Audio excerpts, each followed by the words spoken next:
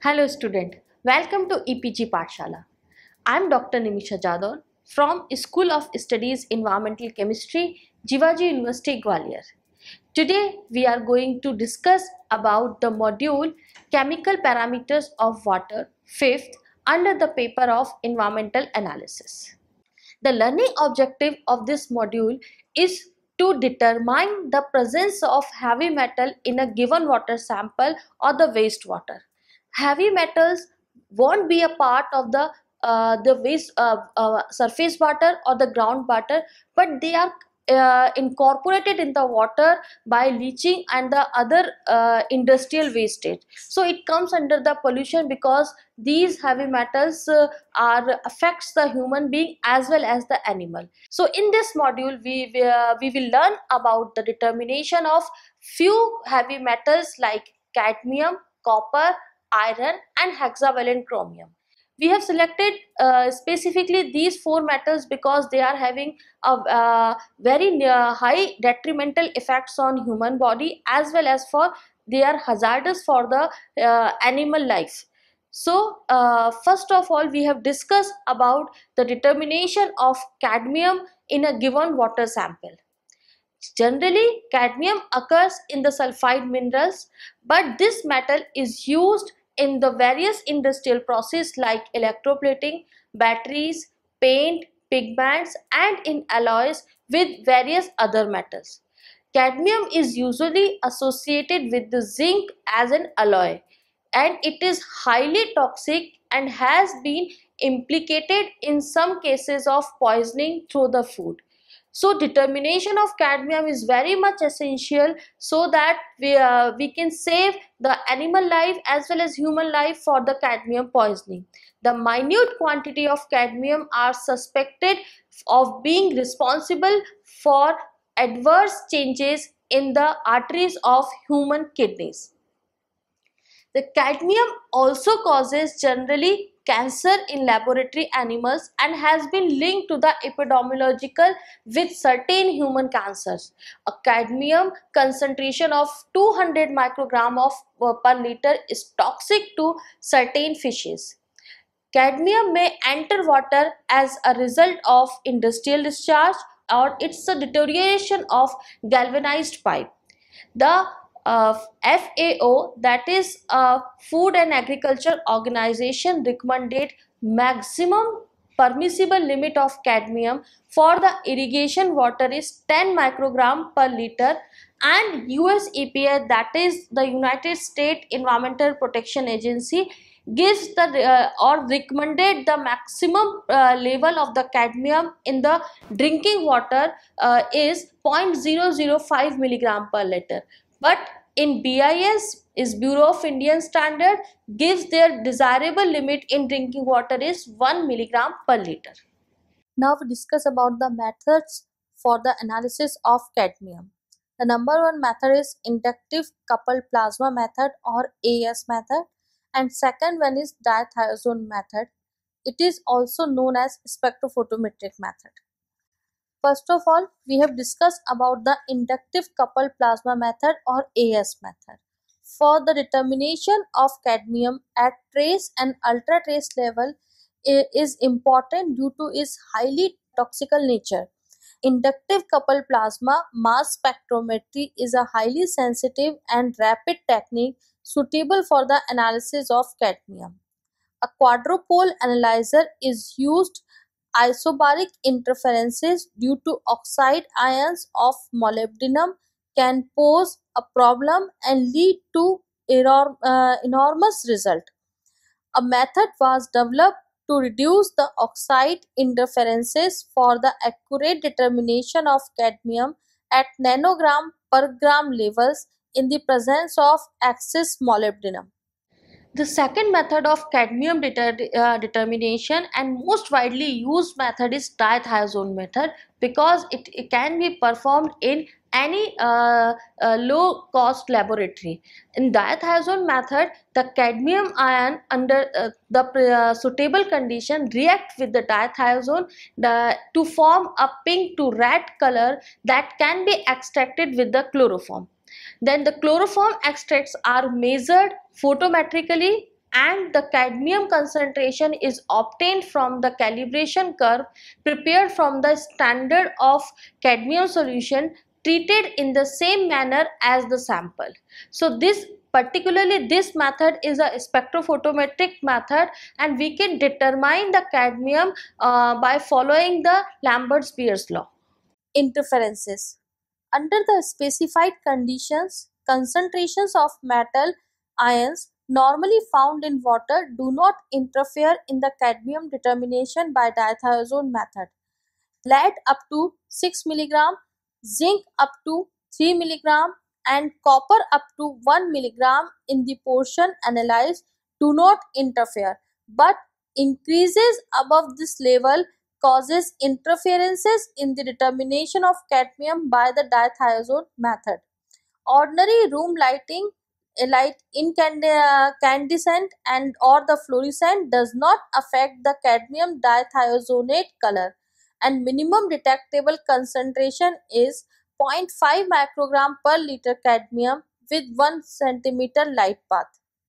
Apparatus used for the dithiazone determination of cadmium included spectrophotometer, used the 518 nanometer with minimum light path of 1 centimeter wavelength, and the separatory funnel of 125 ml capacity, preferably with TFE Teflon coating stopcock.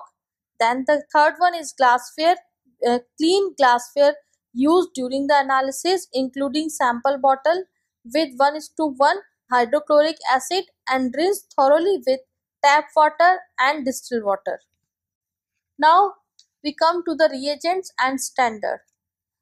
For the cadmium determination, first of all we have to prepare the stock cadmium solution so that we can prepare the series of cadmium for preparing the calibration curve.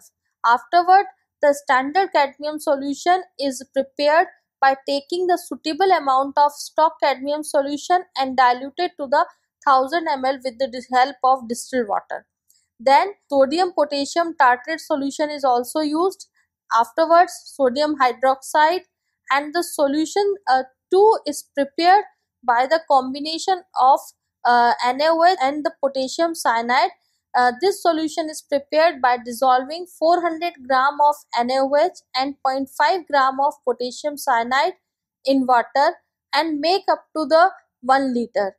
Store this solution in a polyethylene bottle and it is stable for 1 to 2 months. Then hydroxylamine hydrochloride solution is used for the reagent as a reagent. Then stock dithiazone solution and working dithiazone solution is prepared by diluting dithiazone in a suitable solvent, which is used as a working dye to develop the color of it makes it the complex with the cadmium and produces a dark color after the reaction. And thymol blue indicator solution was also used as a reagent for the determination of cadmium in a given water sample. Now we come to the procedure. Preparation of standard curve. For that, first of all, we have to prepare a blank and the series of standard by pipetting out the appropriate amount of the standard cadmium solution into the separatory funnel. Then the blank and the standard solution is diluted to 25 ml and pipette 1 ml stock cadmium solution into a 100 ml volumetric flask. Afterward, add the 1 ml of concentrated hydrochloric acid and dilute the whole solution up to then 100 ml with water. Prepare as needed and use the same day, and it contains 1 ml is equal to 1 microgram of cadmium.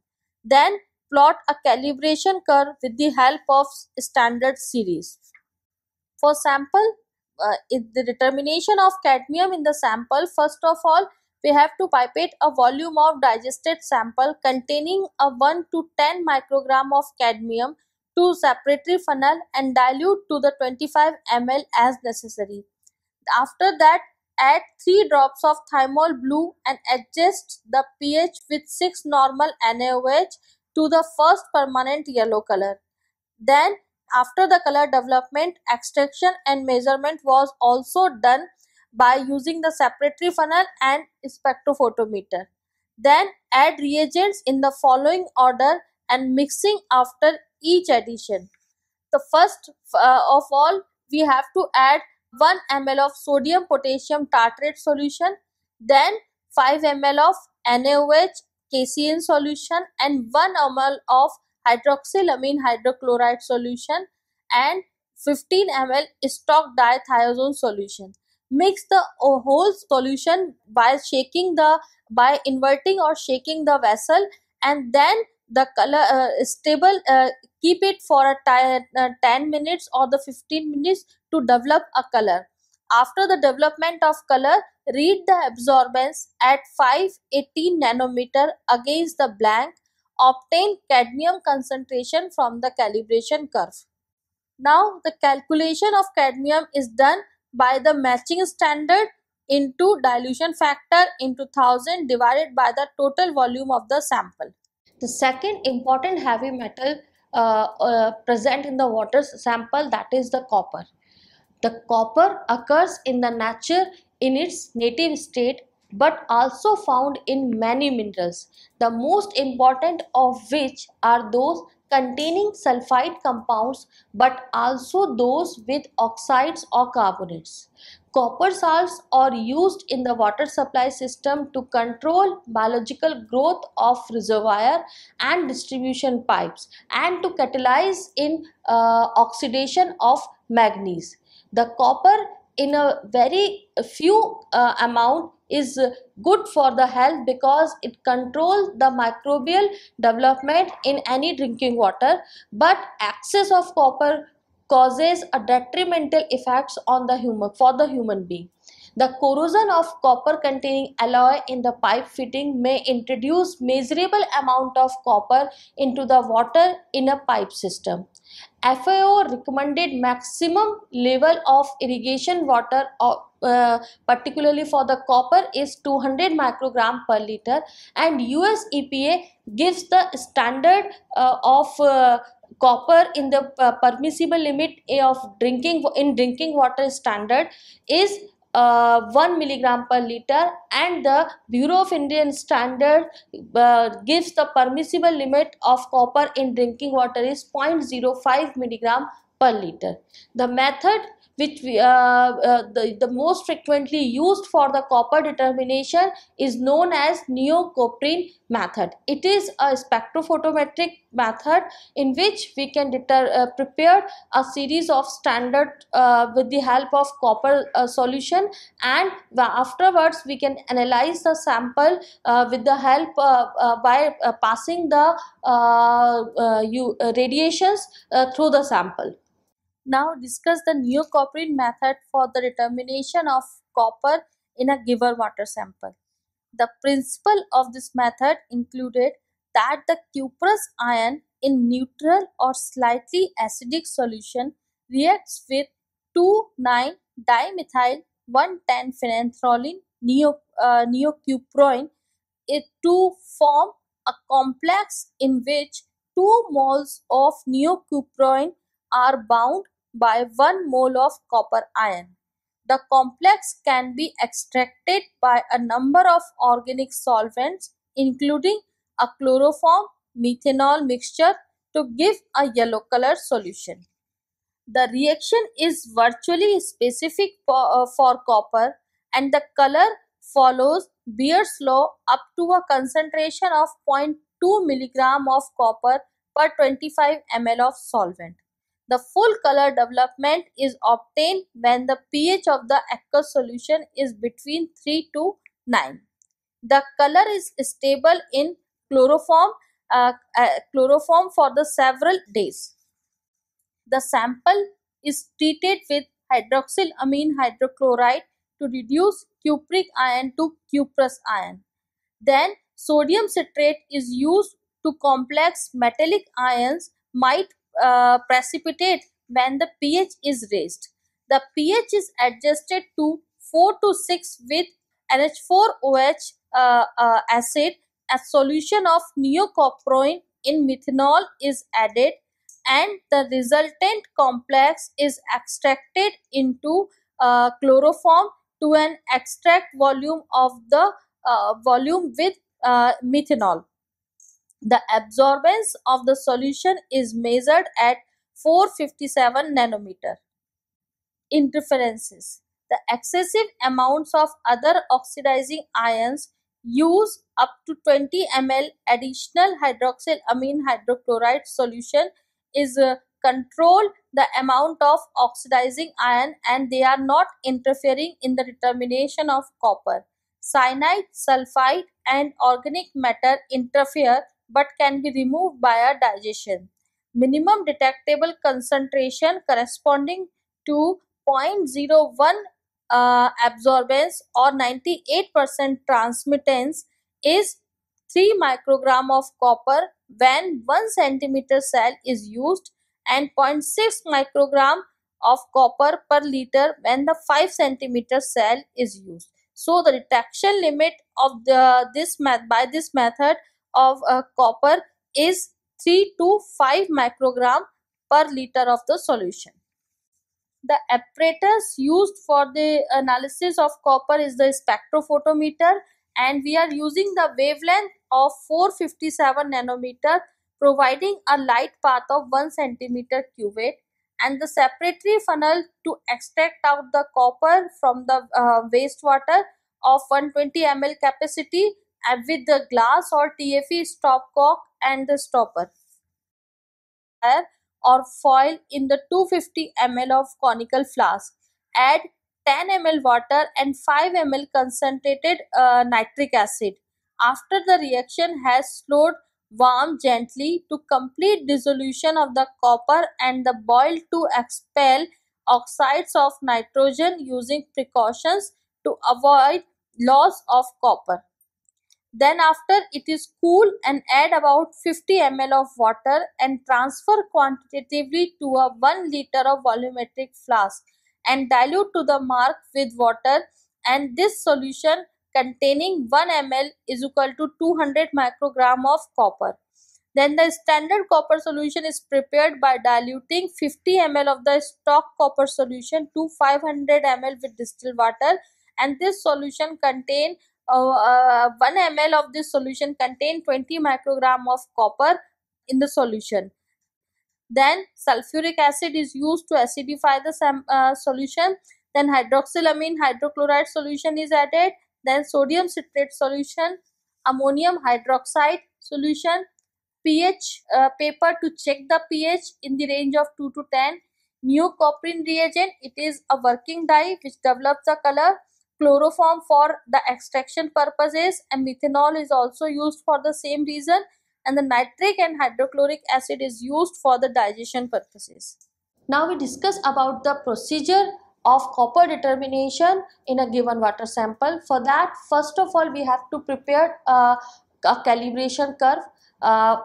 For that, first of all, we have pipette out 50 ml water into a 125 ml separatory funnel, for that is used as a reagent blank, and then prepare standards by pipetting out the 1 to 10 ml of 20 to 200 microgram of copper standard solution into a series of 125 ml separatory funnels and dilute to 50 ml with the water.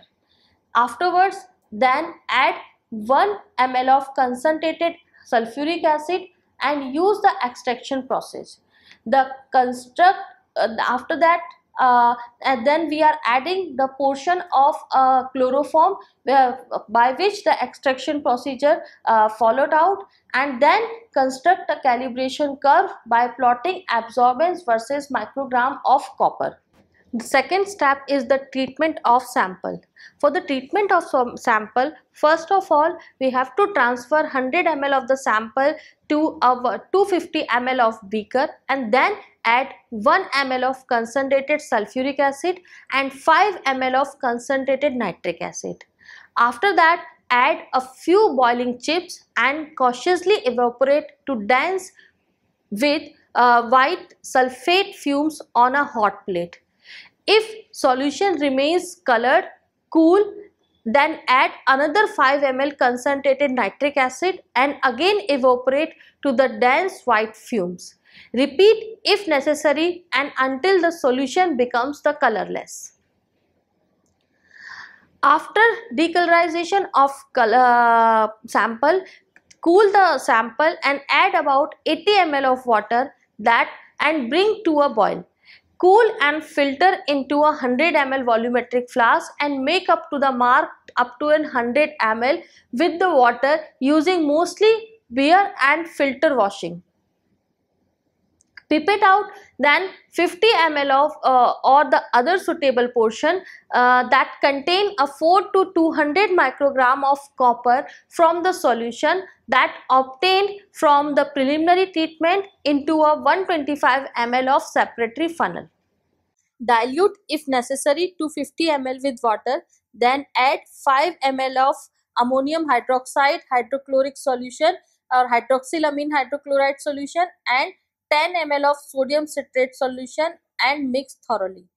Adjust pH to approximately 4 by adding 1 ml increments of ammonium hydroxide and until the pH test paper indicates a value between 4 and 6. Then add 10 ml neocoprene reagent and 10 ml of chloroform. Then stopper and shake vigorously for 30 seconds and more to extract the copper neocoprene complex into the chloroform layer into a 25 ml volumetric flask, taking care not to transfer any of the aqueous layer. Transfer an appropriate portion of the extract to a suitable absorption cell, that is 1 centimeter for 40 to 200 microgram of copper and 5 centimeter for the lesser amount, and measure absorbance at 457 nanometer or with a 450 to 460 nanometer filter.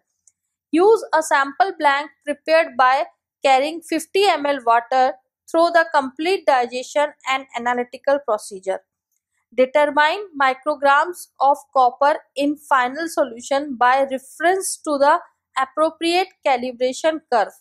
Now the calculation is done by the formula matching standard into 1000 into dilution factor divided by the volume of the sample taken. The third important heavy metal of determination in water sample is the iron.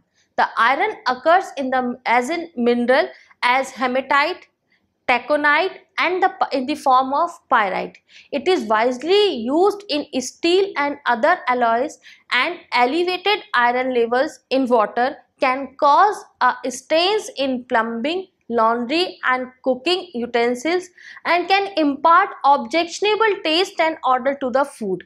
The United Nations FAO recommended its permissible limit for the irrigation water is 5 mg per liter, and the US EPA gives the secondary drinking water standard for iron is 0.3 mg per liter, but the Bureau of Indian Standard gives the desirable limit of iron in the drinking water is 0.3 mg per liter.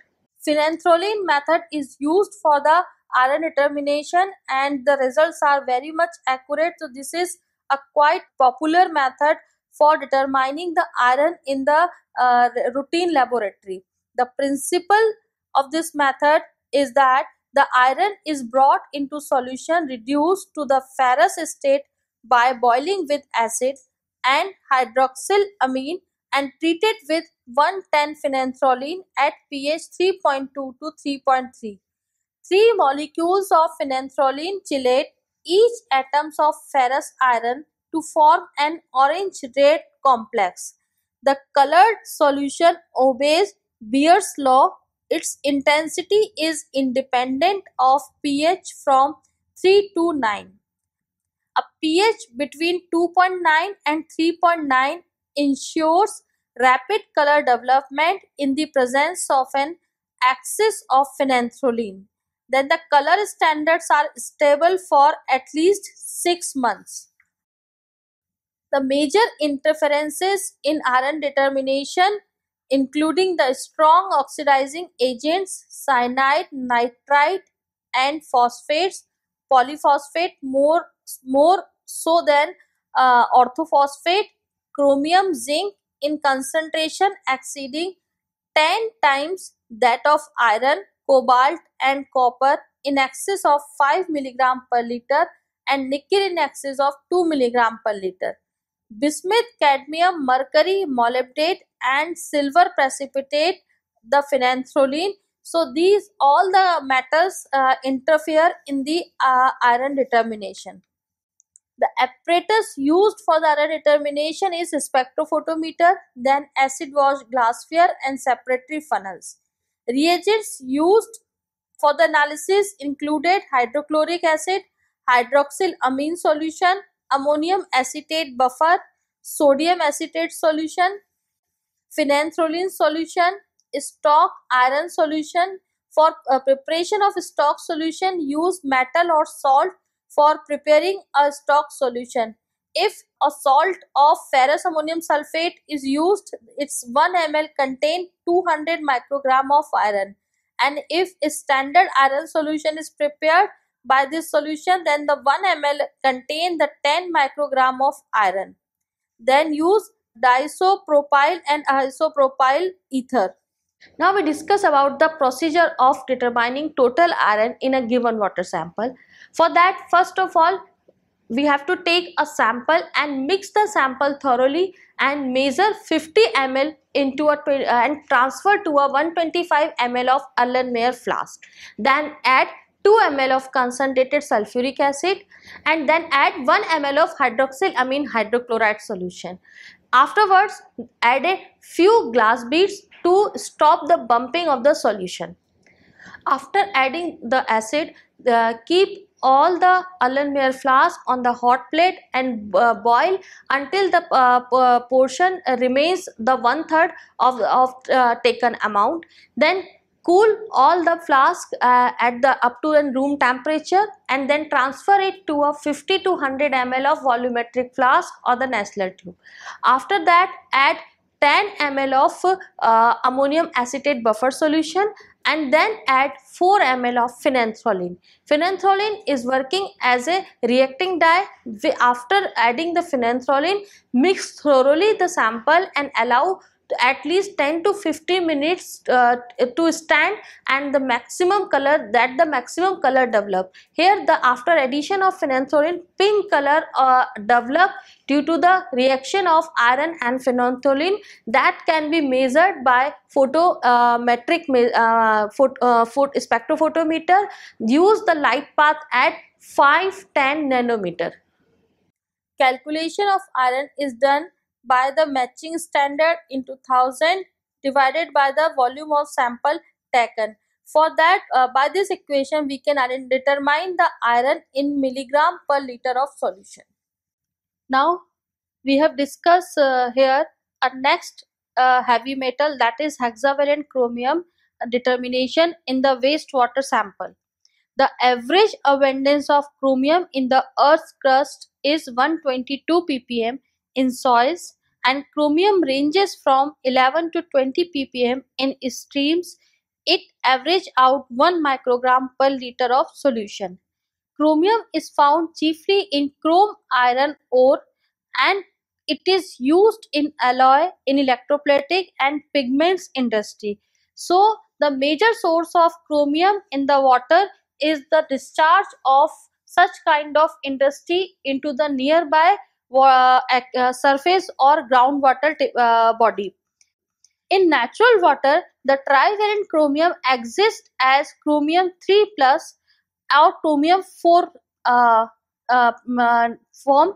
In the hexavalent form, chromium exists as CrO4 2 negative and Cr2O7 2 negative, that is chromate and then dichromate, and the chromium 3 plus would be expected to form a strong complexes with amines and would be absorbed by clay minerals. So this form of the chromium is unstable in the water and it will be converted into the hexavalent chromium in the water body. The chromium is considered non-essential for plants but an essential trace element for animals. The hexavalent compounds have been shown to be carcinogenic by inhalation and are corrosive to the tissues. The chromium guidelines for natural water are linked to the hardness or the alkalinity of the water. The United Nations Food and Agriculture Organization recommended maximum level for the irrigation water is 100 microgram per liter of chromium present in the irrigating water. Now we discuss about the method of determination of hexavalent chromium, that is known as diphenyl carbazide method. Particularly is a spectrophotometric determination method, and this procedure measure only the hexavalent chromium, because its diphenyl carbazide specifically react with the hexavalent chromium, not with the other forms of chromium as well as the other heavy metals present in the water sample. The hexavalent chromium is determined spectrophotometrically by reaction with the diphenyl carbazide in acid solution. A dark red violet color of unknown composition of hexavalent chromium is produced, which confirms the presence of the hexavalent chromium in the water sample. The colored complex obey the Beer's law and is suitable for the spectrophotometric measurement at 540 nanometers. So the lambda max of the hexavalent chromium determination is fixed at 540 nanometer. This method is applicable in the range of 30 to 20,000 microgram per liter of chromium present in the water sample. Here we have discussed about the interferences in the determination of chromium by the diphenyl carbazide method.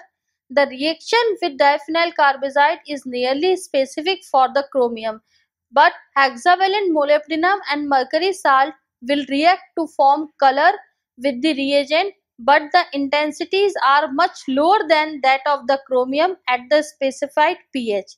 The concentration as high as 200 mg per liter of molybdenum or mercury can be tolerated. Beyond this, they will be interfere in the determination of chromium by this method. Iron in concentration greater than 1 mg per liter may produce yellow color, but the color is not strong and no difficulty is encountered normally if the absorbance is measured spectrophotometrically at 540 nanometer. The apparatus used for the determination of chromium is spectrophotometer with the lambda max of 540 nanometer with a light path of 1 centimeter, then pH meter and the standard volumetric glassware. The reagent required are the stock chromium solution, which is prepared by dissolving 141.4 mg of potassium dichromate in water and dilute to 100 ml. This solution contains 1 ml equal to 500 microgram of chromium. Then the standard chromium solution is prepared by diluting 1 ml of the stock chromium solution up to then 100 ml, and the 1 ml of this solution contain the 5 microgram of chromium. Then we are using concentrated nitric acid, then sulfuric acid concentrated, phosphoric acid concentrated, and methyl orange indicator solution, which is prepared in the distilled water, and the ammonium hydroxide as hydroxide solution concentrated. Afterwards, we are using potassium permanganate solution to remove the impurity, and the sodium azide solution to remove the interference of nitrite. For this, sodium azide solution is prepared by dissolving 0.5 gram of sodium azide in 100 ml of distilled water, and diphenyl carbazide solution is used as a reacting dye, which develop the color when react with the chromium, and it is prepared by dissolving 250 mg of 1,5-diphenyl carbazide in acetone. Now we discuss about the procedure of the determination of hexavalent chromium in the given water sample. First of all, for that we have to prepare a blank and the preparation of the calibration curve. Blank is nothing but except the chromium, the other reagents are added in the same volumetric flask. But for the preparation of the calibration curve, we have to add a standard solution of hexavalent chromium in a series manner like 2, 4, 6 at 10, so that we can cover the lowest to highest range for the determination of hexavalent chromium through the spectrophotometric method. Then the blank and the calibration curve standard solution is prepared similarly as when we prepare determine the hexavalent chromium in the sample solution. For the determination of hexavalent chromium in a sample, first of all we have to pipette out a portion of the filtered sample, that is filtered through the 0.45 microgram membrane filter that contained 10 to 100 microgram of chromium into 100 ml of beaker or the volumetric flask. Then we make up to the volume to about 50 ml with the water. Adjust the pH of the whole solution 1 to plus minus 0.3 using the 0.2 normal of H2SO4 and detect this pH through the pH meter, and then transfer quantitatively into the 100 ml volumetric flask. Then add 2 ml of diphenyl carbazide solution in blank calibration standard solution and in sample also. Then dilute all the series of sample as well as the calibration curve up to 100 ml with the help of water and mix well and allow to stand for 5 to 10 minutes. After that, the dark different colors are observed. Red, violet color is observed in the volumetric flask. Then the concentration of the presence of hexavalent chromium is measured by the absorbance at 540 nanometer using the reagent blank as a reference solution through the spectrophotometry. The calculation included that the soluble hexavalent chromium determined in milligram per liter by matching standard into 1000 upon total volume of the sample. So by this formula we can calculate the amount of chromium present in the sample. So the whole conclusion of this module is that we can identify the various determination method of determining the heavy metal present in the water. Particularly we have focused on the determination of cadmium through the dithiazone method. It is a spectrophotometric determination of cadmium. Then the other metals we have discussed here, that is copper and iron and the hexavalent chromium. We also discuss its permissible limit, which is given by different agencies, as well as their effects on human health. That's why it is really important to determine such metals presence in the water sample. Thank you.